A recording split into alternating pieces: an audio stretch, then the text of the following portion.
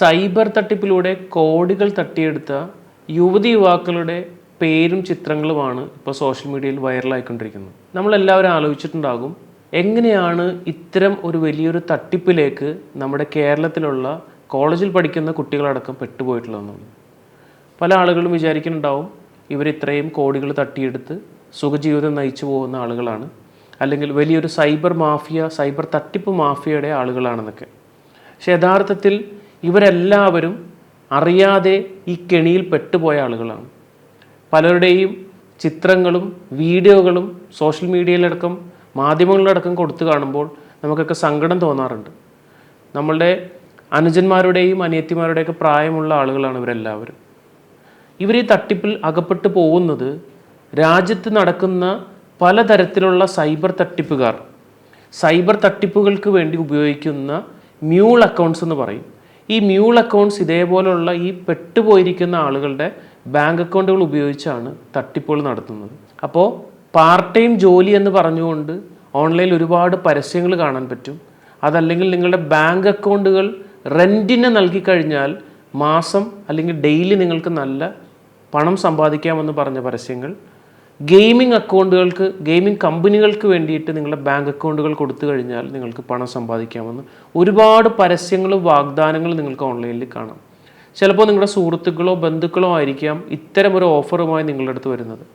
നിങ്ങളെ സമീപിക്കുന്ന അല്ലെങ്കിൽ ഇത്തരം ആളുകളെ സമീപിച്ചുകൊണ്ട് ഇവരുടെ ബാങ്ക് അക്കൗണ്ടുകൾ കളക്ട് ചെയ്യുന്ന സമയത്ത് ചിലപ്പോൾ അവർക്കും അറിഞ്ഞിട്ടുണ്ടാകില്ല ഇത്തരം ഒരു ചതിക്കുഴികളിലേക്കാണ് നമ്മളെ ചാടിക്കുന്നുള്ളത്. അപ്പോൾ ഇതേപോലുള്ള സ്കാമുകളിൽ പെട്ടുപോയിട്ടുള്ള കേരളത്തിലും പുറത്തുമായിട്ടുള്ള ഒരുപാട് യുവതി യുവാക്കൾ ഇപ്പോഴും പല നിയമ നടപടികൾ നേരിട്ടുകൊണ്ടിരിക്കുന്ന ആളുകളുണ്ട്. ഇനിയും ഒരുപാട് അറസ്റ്റുകൾ ഇനി നടക്കാനുമുണ്ട്.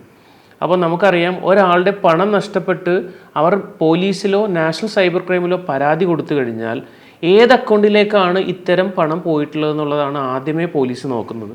അങ്ങനെ നോക്കുന്ന സമയത്താണ് ഇത്തരം മ്യൂൾ അക്കൗണ്ടുകളിലേക്കാണ്, അല്ലെങ്കിൽ പോലീസിന് അന്വേഷണത്തിൽ മാത്രമേ അത് മ്യൂൾ അക്കൗണ്ടാണെന്ന് മനസ്സിലാക്കുകയുള്ളൂ.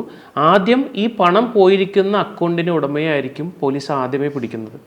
അങ്ങനെ പോലീസ് അന്വേഷിച്ച് വരുമ്പോഴോ അല്ലെങ്കിൽ ബാങ്കിൽ നിന്നൊരു നോട്ടീസ് വരുമ്പോൾ മാത്രമേ നിങ്ങളുടെ കയ്യിൽ നിന്ന് കളക്ട് ചെയ്തിരിക്കുന്ന അല്ലെങ്കിൽ ഇത്തരം തട്ടിപ്പിൽ പെട്ടുപോയ ആളുകളുടെ കയ്യിൽ നിന്ന് മേടിച്ചിരിക്കുന്ന ബാങ്ക് അക്കൗണ്ടിലേക്ക് കോടികളുടെ ഇടപാടുകളാണ് നടന്നിട്ടുണ്ടാവുന്നത്. അപ്പോൾ മാത്രമേ ഇവർ അറിയുകയുള്ളൂ നമ്മളുടെ അക്കൗണ്ട് ഉപയോഗിച്ച് ഇത്രയും വലിയൊരു തട്ടിപ്പാണ് ഇവർ നടത്തിയിട്ടുള്ളത്. അപ്പോൾ അങ്ങനെയാണ് ഈ പറഞ്ഞ നമ്മൾ വാർത്തയിൽ കണ്ടിരിക്കുന്ന ഈ കോടികളുടെ തട്ടിപ്പ് നടത്തിയ യുവതി യുവാക്കൾ കെണിയിൽ അകപ്പെട്ടു പോയിട്ടുള്ളത്.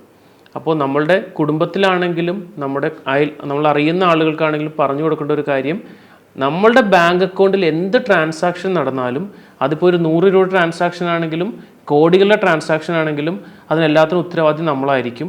ഒരിക്കലും നമ്മളുടെ ബാങ്ക് അക്കൗണ്ട് അറിയാതെ ഒരാൾക്ക് കൊടുത്തെന്ന് നമുക്ക് പറയാൻ കഴിയുകയില്ല. പ്രത്യേകിച്ച് ഈ തട്ടിപ്പുകാർ നമ്മളെ കൊണ്ട് സിം കാർഡ് എടുപ്പിക്കുകയും നമ്മുടെ ബാങ്ക് അക്കൗണ്ട് അവർക്ക് കൈമാറിയതിന് ശേഷം നമ്മുടെ ബാങ്ക് അക്കൗണ്ടിലെ ഇൻ്റർനെറ്റ് ബാങ്കിങ് വരെ ആക്ടിവേറ്റ് ചെയ്തിട്ട് അവരായിരിക്കും മുഴുവൻ ട്രാൻസാക്ഷനുകൾ നടത്തുന്നത്.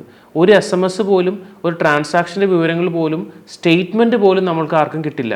അപ്പോൾ അതേപോലുള്ള വളരെ വ്യക്തമായ പ്ലാനിങ്ങോടുകൂടി ബാങ്ക് അക്കൗണ്ടുകൾ കളക്ട് ചെയ്യുകയും ഇതുപോലുള്ള കോടികൾ തട്ടിപ്പ് നടത്തി നാളെ പോലീസ് അന്വേഷിച്ചു വരുമ്പോൾ ഇത്തരം ഒരു കേസിൻ്റെ പ്രതിയായി മാറുകയും ജയിലിൽ കിടക്കേണ്ട സാഹചര്യവും വരും.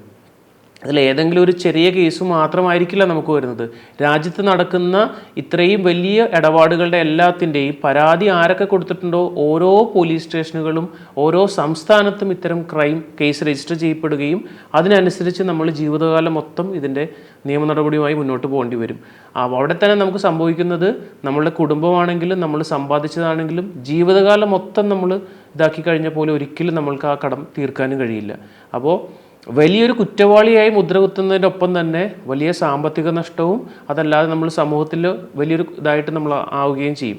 അപ്പോൾ ഒരിക്കലും ഏതെങ്കിലും ഒരാൾ ഇത്തരം ഏതെങ്കിലും ആളുകളുടെ ചതിക്കുഴിയിൽ പെട്ടിട്ടുണ്ടെങ്കിൽ തീർച്ചയായും നിങ്ങളിപ്പോൾ തന്നെ അവർക്കെതിരെ, നിങ്ങൾ ആരാണ് ഇത്തരം ചതിക്കുഴിയിൽ പെടുത്തിയിട്ടുള്ളത് അവർക്കെതിരെ പരാതിയുമായി മുന്നോട്ട് പോകണം. പോലീസ് അന്വേഷിച്ച് വരുന്നതിന് മുമ്പേ നിങ്ങളുടെ ഭാഗം ക്ലിയർ ചെയ്യാനായിട്ടുള്ള കാര്യങ്ങളും ഏതെങ്കിലും ഒരു വക്കീലിനെ കണ്ടിട്ടാണെങ്കിൽ പോലും നിങ്ങളുടെ നടപടികൾ ആയിട്ട് നിങ്ങൾ മുന്നോട്ട് പോകണം.